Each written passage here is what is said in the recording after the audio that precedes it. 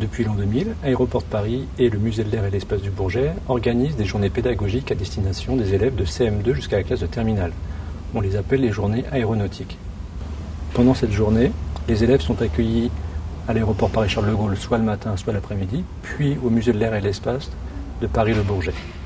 La visite de l'aéroport Paris-Charles de Gaulle permet aux élèves de venir découvrir l'univers d'une plateforme internationale.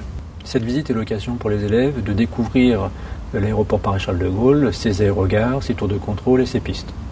En fonction du niveau scolaire des élèves, nous orienterons plus la visite d'un point de vue métier aéroportuaire, notamment pour les élèves de 4e à la terminale.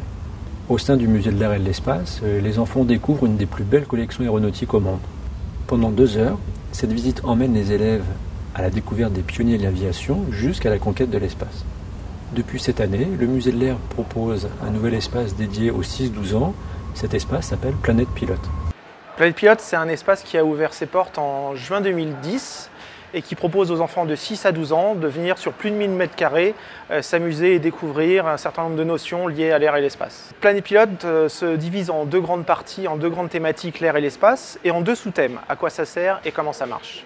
Sur les sous-ensembles, comment ça marche, on explique les phénomènes physiques liés à l'air, à la portance, au vol, sur la partie espace, sur la propulsion, le fonctionnement dans le vide, et sur la partie à quoi ça sert, c'est les différents métiers de l'aviation, les différentes applications de l'aviation, les différentes recherches dans le domaine spatial.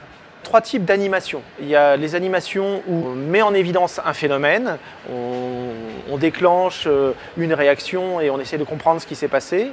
Il y a des animations où on est un peu spectateur, on a un certain nombre d'informations mais c'est scénarisé, on est dans un décor. Et puis le dernier type d'animation, c'est des jeux de rôle.